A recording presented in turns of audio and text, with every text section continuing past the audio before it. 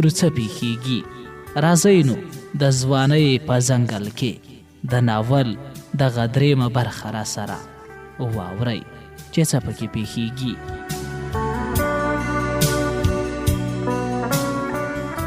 ځنګل له سکون څخه ډکو، نه کوم د توپ ډزو نه د ټوپک کوم ټک. جنګ ختمو، یوازې د مرغیو آوازونه و شورو، او یا به کله کله د کوم شادي بې درېغه چغې وې.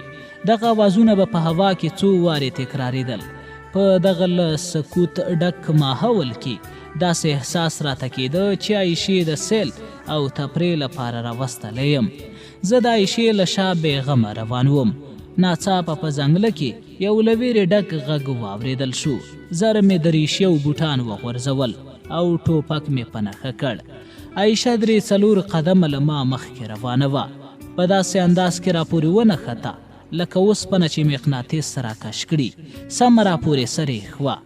اواز داسې و لکه 3-4 پیشوګانې چې سره په جنګ وي. دا د مالیزیا د ځنګلي حیوان اواز و. د ځنګل په ژبه ورته ځنګلي پیشو وایي، مګر دا د زمري د نسل نه یو حیوان دی چې موږ او تاسو یې پړانګ بولو.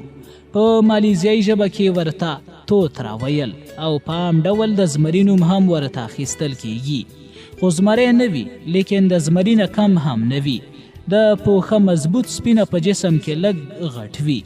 وزې او میږې هم په امان نه پرېږدي. کله چې له ډېرو ورځو وږی وي، په انسان باندې هم دریغ نه کوي. خطرناک په دې دی چې پر ونه هم ختلی شي، خو کله یې چې ګېډه مړه وي نو په انسان زړه نشي کولی. د دغه لعنتي پړانګ په غږ مې زړه داسې بې ترتیبه ولیده. ما د جنګ نه مخکې 2-3 وارې دغه توت را پړانګ په ځنګل کې لیدلی و. په 2 وارو مې له لرې لیدلی و او یو څه کیسې مې هم اورېدلې وې، خو کله سره مخ شوي نه وو.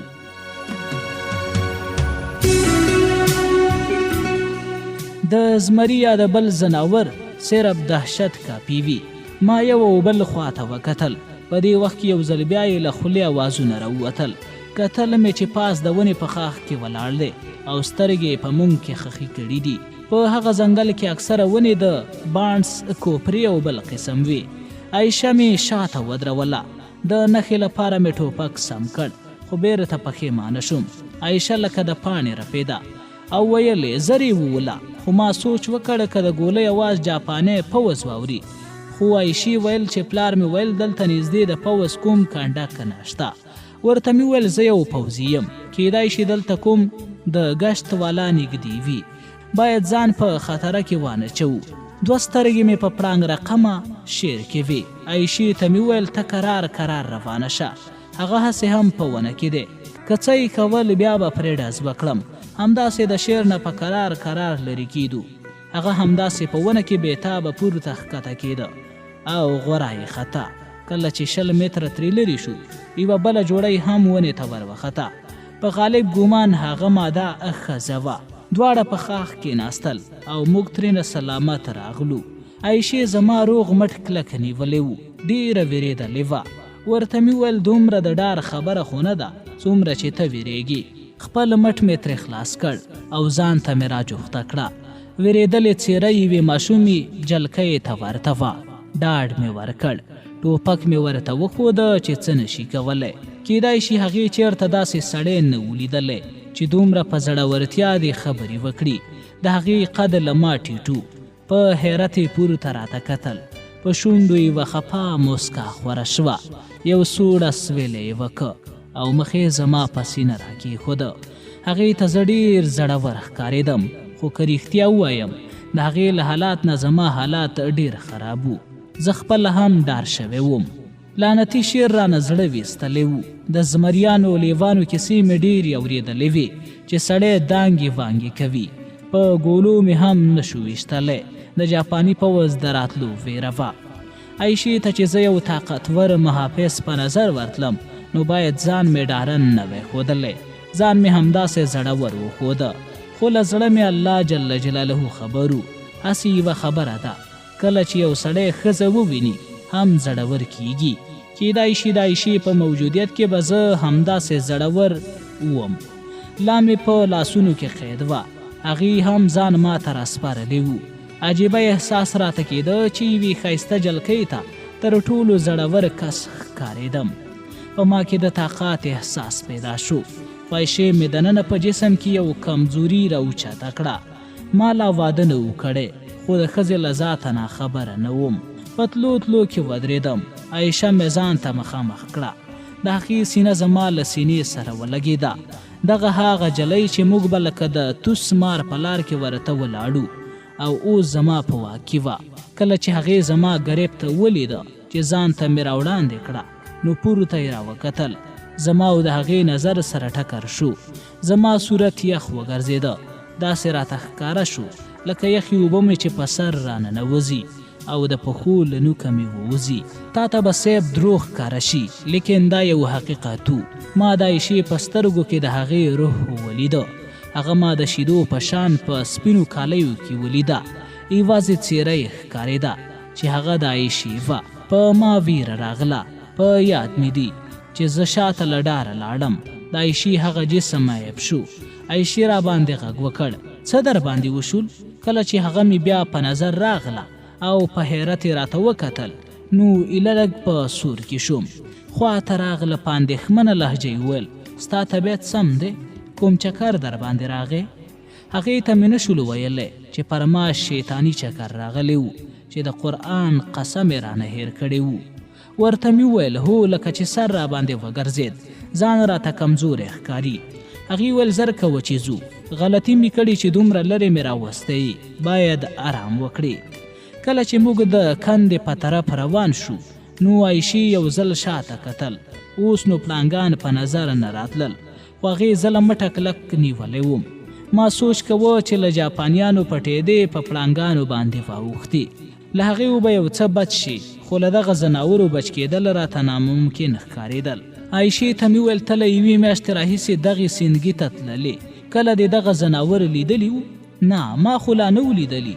پلار مې ویل چې مخکې دې ځنګله دغه شان ځناور لرل، خو کله چې جنګ ونښت، د بمونو او ګولیو له اوازونو سره دوی ورکول. ځکه زه بېغمه تلم او راتلمه.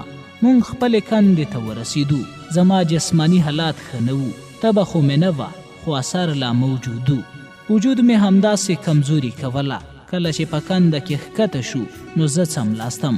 کله به مې چې سترګې سره پټې کړې، عایشې بیا وښورولم. ویل به یې چې ته ویده شوې، زه ویرېږمه، ویده کېږمه.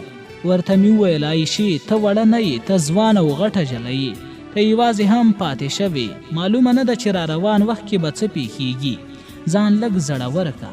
هغې ویل خو مخکې خو پړانګان نه وو او ته له دغو ځناورو نه ویرېږي. ما ورته لنډ وویل نه، هېڅکله نه. همداسې مې فکر ته راغله چې باید موږ سره بیل شو. په یو ځای کېدو د قسم د ماتېدو خطره وه. عایشې ته مې وویل په اوله ورځ خو زه هېڅ په ځان ونه پوهېدم چې زه مو چیرې څملولی وم، او پرون هم دغه ځای ستا او ستا د پلار لپاره دی. زه باید ځان ته بله کنده وباسم. په دې کنده کې یوه بله کنده وي چې د قبر په اندازه، چې ایله یو سړی به پکې هوسا څملاستلی شو. هغې هم ویل سمه ده، بېګا ته چې مې پلار راغی ورسره به وغږېږو. کله مو چې یو بل ته سره وکاته، نو زما په زړه کې ورته نااشنا څړیکې اوچتې شوې. د عایشې په شونډو موسکا خوره وه. بې اختیاره مې ورته له خولې ووتل، موږ باید یو ځای سره ونه اوسو. هغې ویل ولې ونه اوسو، څه کېږي؟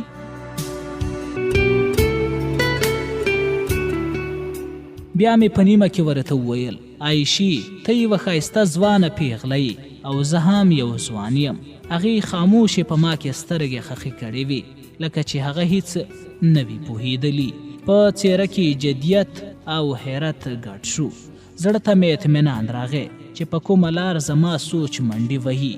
په هغه لار کې دا لا بېګانه ده. ذهن یې لا د ځوانۍ حد ته نه و رسېدلی. ذهن ته مې راتله چې پلار یې څومره ښه فکر کړی چې دا یې دلته راوستلې. له دې سره دا خیال هم راته چې د جنګ دغه ناوړه پلو څومره له وحشته ډک او ظالمانه وو.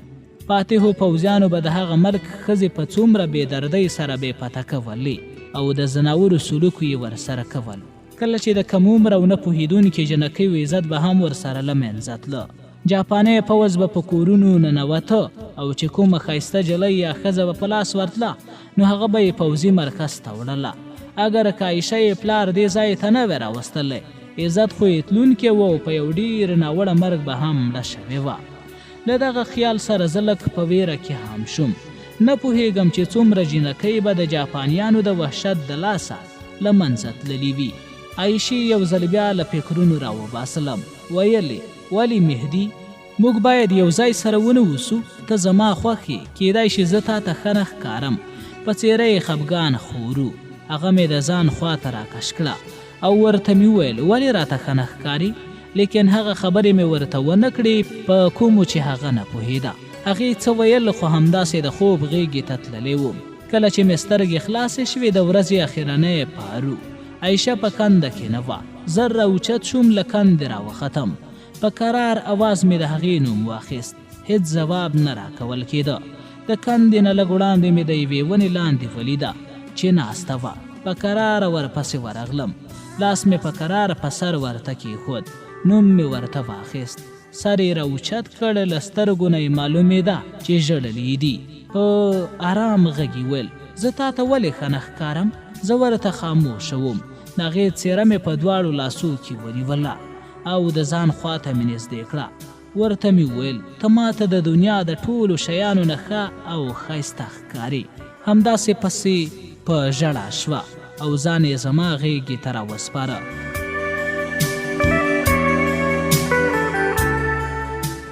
لکه یو وړوکی ماشوم چې د مور په غېږه کې پناه اخلي. شیطان همداسې په سر راته ولاړو. له ځانه سره مې ویل چې په دې ځنګل کې ځان ساتل مشکل نه دي، خو د عایشې سره تنها اوسېدل راته ډېر مشکل ښکارېدل. ماښام د شپې په تیاره کې ورکېدونکی و چې یو خپ غږ مې واورېده. غلام مهدي، عایشې، اواز د عبدالرحمن و. زه له کندې راوختم. هغه د کندې په ژۍ لکه د تیاره سوري په شان معلومېده. ویل یې دغه سامان درکوز کړه. کله چې ورخواته شوم یوه ټوکرۍ او یوه کمپل ورسره وه. ټوکرۍ مې ترې واخیسته او لاندې راکوز شو. په ټوکرۍ کې خوراکي شیان وو. لاندې مو د تیلو یوه ډیوه بله کړې وه. د عبدالرحمن څېرې ته مې کتل چې له خولو ډکو. له 3 میله مزل وروسته را رسېدلی و. ساه یې په زوره زور اخیسته. د خپلې لور لپاره یې دغه مصیبت برداشت کوه. د هغې دغه حالات مې چې ولید نو په زړه کې مې هغه کړی قسم بیا تازه کړ. تر اوسه پورې به یې د لور د عزت خیال ساتم. هغه بې له څه کولو او ویلو زما پټۍ بدلول شروع کړل. ډیوه یې زما د زخمونو خواته کړه. په یو قسم دوا یې زما زخمونه ووینځل. بیا یې مرهم پرې ولګول او پټه یې کړل. له درده یې سم لیونی کړی وم. کله چې له هر څه خلاص شوم زما نبض یې وکت. ویل یې ته به دې هم نشته. ما وایشه د دې راوړې ډوډۍ ته ناستو. د ډوډۍ په سر مې وویل چې ما پرون 2 پړانګان ولیدل. ګولۍ مې ځکه ونه چلولې چې د جاپاني پوځ نه وډار شوم. هغه ویل چې د پوځ کوم مرکز دلته نشته. د مالیزیا نه نیولې تر برما پورې جاپاني پوځ قبضه کړي. کیدای شي هغې خواته جنګ هم وي، خو بیا هم ښه دي کړي چې ډز دې نه دی کړی. له دغه ځناورو څخه د ویرې ضرورت نشته. دا پر هغه انسان تر وسه حمله نشي کولی، خو بیا هم زناور وي. همیشه به د حملې خطر در سره وي. کله چې هم وینئ نو لار ترې چپوئ. ما ته یې وویل ستا ټوپک خو برچه هم لري، تر اوسه پورې ډز مه کوه، له برچې څخه کار اخله. دغه کار لږه زړورتیا غواړي. کله چې سبا ته راتلم د عایشې لپاره به هم کومه برچه راوړم. ما عایشې ته وکتل. هغې زما په طرف راوکتل. په څېره کې جدیت لا موجود و. ورته مې ویل څنګه شعر به په برچه ووهي؟ په خندا یې ویل چې ته راسره یې کیدای شي ویې وهم. زه هم په خندا شوم، لیکن د عبدالرحمن رنګ بدل شو. هغه اول ما ته او بیا عایشې ته وکتل. هغه د لږ ځنډ لپاره چوپ و. ما یې خاموشي ورماته کړه. ورته مې وویل د دغو پړانګانو په هکله یو څه معلومات راکړه. موږ خو یوازې له جاپانیانو نه پټو، دلته خو دغه نورې بلاوې هم راوتلي. هغه ویل کله چې هغه په مستۍ کې وي یا وږي درته معلوم شي نو خواته مو ورځئ. موږ باید دا امید هم وکړو چې کیدای شي دغه ځناور له دې ځایه لاړ شي. اگر که دلته یې د خوراک څه په نظر ورغلل نو کیدای شي دلته دیره هم جوړه کړي. خو په هر حال باید وخت ناوخته له کندې ونوځئ. باید په دې خطرو کې وخت تیر کړو. ما ورته ویل دا ته چې هره شپه راځې تا لپاره هم خطر ده. اگر که ته د 1 هفتې لپاره موږ ته سودا راوړې کیدای شي ستا دغه خاطره له منځه لاړه شي. مونږ په خدای وسپاره. هغې سر ټیټ کړ او په سوچ کې لاړه.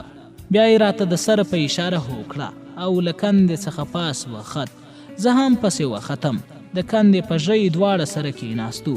په ټیټ غږ یې وویل مهدي وروره زه څنګه یقین وکړم چې ته به زما امانت وساتې. د قرآن د قسم نه بله لار ماته په نظر نه راتله چې یقین پرې وکړم. ورته مې وویل اگر که ستا په ما اعتبار نه وي نو خیر زه به درنه لاړ شم. تا زه د مرګ له خولې راویستلی یم. د هغې احسان په بدله کې زه دا خدمت درته کوم. هغه ویل که له دې ځایه لاړې نو پوهه شه چې مرګ ته ورغلې. ستا لپاره د فرار کومه لار نشته او نه د پناه لپاره کوم ځای. که ما ته دوکه راکړې نو زما د تومانچې له خولې به مړ شي. که زما امانت وساتې نو لږه موده وروسته به دې زه په امانت ډول هندوستان ته ورسوم او په انعام به دې هم ونازوم. ما ورته ویل نه ستا له توپانچې نه ویرېږم او نه دې د انعام کومه پروا راځي. ته ما ته ګواښ او لالچ راکوي او بیا مې د خپلې لور محافظ جوړوي. زه ستا غلام کېدلی نه شم. د ورځې جلۍ یوازې وي. که ته له هغې سره هر وخت هم وې نو زه دې په اسانۍ سره د مخه ایسته کولی شم. خو زه تا خپل مشر رور ګڼم. ته مې هم خپل کشر رور وګڼه. زما په خیال تا ته لا دا احساس نه دی شوی چې موږ په کوم حالات کې راګیر یو. موږ به په دې حالات کې ژوندي پاتې شو که نه. ته خپله هره شپه په غلا راځې. که خدای مکړه یوه ورځ ونیول شي او دغه پټ راز دې افشا شي. زه خو خیر پوځي یم. د هر مصیبت برداشت کولی شم. تا او ستا لور د برداشت وړ یاستی. ته باید د لور حفاظت لپاره کومه بله طریقه غوره کړې. ستا په ګمان ماته په زیات قسم راکولو ستا لور په حفاظت کې نشي پاتې کېدی. ته ما په توپانچه ویشتلی هم شي خو ځان له هغې خطره نشي بچ کولی چې له کومې دې لور دلته راوستلې. هغه زما دواړه لاسونه په خپلو لاسو کې واخیستل او زما رضا کېدل یې شروع کړه. ویلې تا ما ته مشر رور وویل تر ډېره وخته به دلته ونوسو. د دې ځای یو څو لیډرانو اتفاق کړی او جاپاني پوځ ورته ویلي چې خپل حکومت جوړ کړي. د خوند خبره دا ده چې لیډران هم مسلمانان دي. جاپانیانو ته یې ویلي چې ښاریانو ته باید د سر مال عزت ضمانت ورکړي نو هلته به تاسې وفادار شئ. اورېدلي مې دي چې دغه ضمانت یې هم کړی خو لا واک د پوځ په لاس کې دی او په ضمانت یې اعتبار نه دی پکار. خو کله چې حکومت زموږ د لیډرانو لاس ته ورغی تا وایي شبه خپل کور ته بوزم. په خپل کانتین کې به راسره کار پیل کړي. نن چې په ما احسان وکړي بدله به یې سبا له ما وویني. اجر به هم له خدای جل جلاله وویني او له ما هم یو څه. هغه یو تعلیم لرونکی سړی و چې په څو لفظونو کې به یې معنادارې خبرې وکړې. زه یو ساده پوځي چې د عمل او حقیقت له خبرو نه نورې خبرې په ژبه نه راتلې.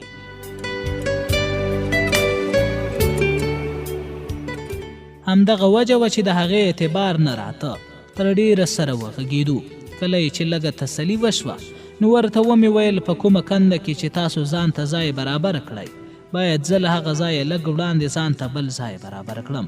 هغه راته وویل سمه ده. دغه ځای تیږې نه لري. د ټوپک په برچه یې په اسانۍ سره ویستلی شي. دغه کار مې سم د لاسه نشو شروع کولی ځکه چې شپه وه.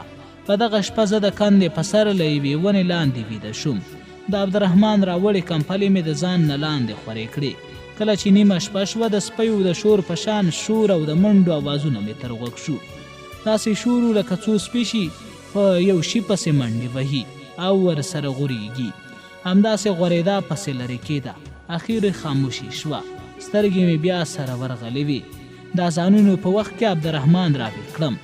ویلې زه ځم زما لاس یې ونیو. تبه یې وکته ویلې چې تبه دې نشته. د شیدو یې هم وویل چې عایشې ته مې یو څو قوطۍ ورکړي. ګرمې یې کړه. ویې خوره چې صحت دې ښه شي او آرام وکړه.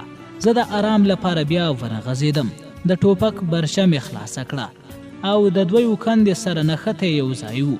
په ژورولو مې شروع وکړه. خاوره پسته خو مشکل دا و چې زما چپ لاس زخمي و.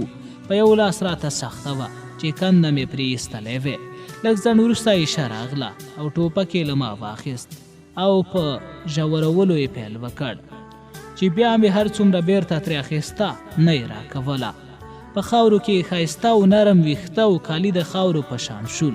تر لمر ختو پورې مو یو څه په شریکه د څملاستو لپاره کنده جوړه کړله، خو کار لا تمام نه و. غرمه مو ډوډۍ سره وخوړه او بیا مو په کار شروع واچوله. تقریبا 3 فوټه پلن او د سړي د قد په اندازه ځای مو جوړ کړ. له ما ورته عایشه زیاته خوشحاله وه، لکه واړه ماشومان چې په شګو کې کورونه یا د لوبو یو څه جوړ کړي او بیا ورته خوښي کوي. شکلونه مو داسې شوي وو لکه د قبرونو نه چې راوتلي وو. لمبل ضروري وو، لا لمر لوېدو ته وخت پاتې وو چې ټول کار خلاص شوی وو. نن د عایشې هره خبره یاد ته راځي. کله کله یې په تصور کې ځان ورک کړم او ځان بیا د هغې ځوانۍ دور ته ورسوم کومه چې مې له عایشې سره تېره کړې وه. خو د حقیقت د دنیا آوازونه مې له ښایسته تصور څخه راوباسي او سپینګیرې مې کړي. بیا همداسې چوپ په خاموشۍ له کلي ووځم. هلته لاړ شم په کوم ځای چې په عایشې خاورې دلې پرتې دي چې لاندې یوازې پکې پرته ده.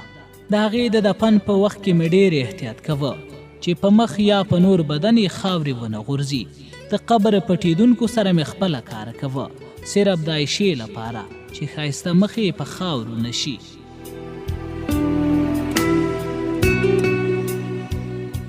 کلونه مخکې چې موږ دواړو د مالیزیا په ځنګل کې ځان ته د قبر په شان کنده ویستله، نو عایشه لکه د ماشومې غوندې ورته خندېدله. په ویښتو، مخ او مټو کې یې خاوره ښه نه ښکارېده. ورته مې وویل راځه چې سیند ته لاړ شو. ویل یې نه، په لاره کې پړانګان دي. له شونډو یې موسکا لاړه او ځای خفګان ونیو. ما ورته وویل ویدي چې ما وویني نو خپله به وتښتي. هغې ما ته په داسې نظر کتل چې حیرت پکې ګډو. زه هم کوم د تورې بنګړی نه وم. په حقیقت کې د پړانګ له نوم سره به مې زړه له ډاره وترېده. خیر ټوپک مې راواخیسته او برچه مې له دې ځایه پرې سمه کړه. په جاغوره کې 5 ګولۍ وي. عایشې دست پاک او صابون راواخیست. کله چې موږ له کندې راوختو او د سیند په طرف روان شو، نو عایشه مې د پړانګانو له ډاره له شا را روانه. ما به هم یو او بل خواته نظر کوه او مخکې بتلم. کله چې ښه مخ ته راغلم نو عایشه مې هم څنګ ته راغله. له دې سره مو د خر یو څو اوازونه کله مې چې اندازه ولګوله اوازونه واورېدل. زه د اوازونو د معلومولو لپاره ودرېدم چې له کوم لوري دي. کله مې چې اندازه ولګوله نو لاره مو چپه کړه. عایشې ته مې وویل دغه اوازونه د پړانګانو وو. نو هغې یو لاس زما له ملا تاو کړ. ورته مې ویل د ویرې کوم ضرورت نشته. ما لږ ازاد پرېږده، خو هغې له ډاره دغه یوه خبره کوله، راځه بیرته ځو مهدي، راځه. ورته مې ویل چې د زمریانو په سیمه کې اوسې باید د زمري په شان ورته ووسې. چې لږ وړاندې لاړو، له لرې 2 پړانګان د یو څه شي په خوړلو لګیا وو. دلته رایاد شول چې بېګا هغه شور بېشکه د پړانګانو. کیدای شي چې منډه او شور یې په همدغه شي پسې وي چې اوس یې خوري. اگر که زه یوازې وی نو له هغه ځایه به په منډه وتلی وم، خو عایشه به راسره او هغې د یوه زړورو ګمان را باندې کړی و. عبدالرحمن هغه خبره را یاده شوه چې ویلې د زمریانو چې ګېډه مړه وي په څه شي حمله نه کوي. یو څه ډاډه شوم. کله چې د پړانګانو د اندازې واوښتو نو ټوپک مې مضبوط نیولی و او په شا مې کاته. کله چې سیندګي ته ورسېدو، عایشې ته مې وویل له زړه دې ویره وباسه.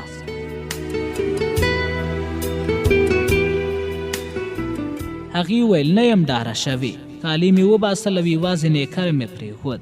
د زخمونو له لاسه ټول په اوبو کې نشم ورکوزېدلی. عایشې ته مې ویل چې لږ ازاد ځای ته مې بوځه چې ټول ځان سم ومینځم. په سیند کې ښکته لاړو. یو ځای مې خوښ کړ چې د سیند په غاړه کې لوړ واښه ولاړو. دغه زما او د عایشې پرده وه.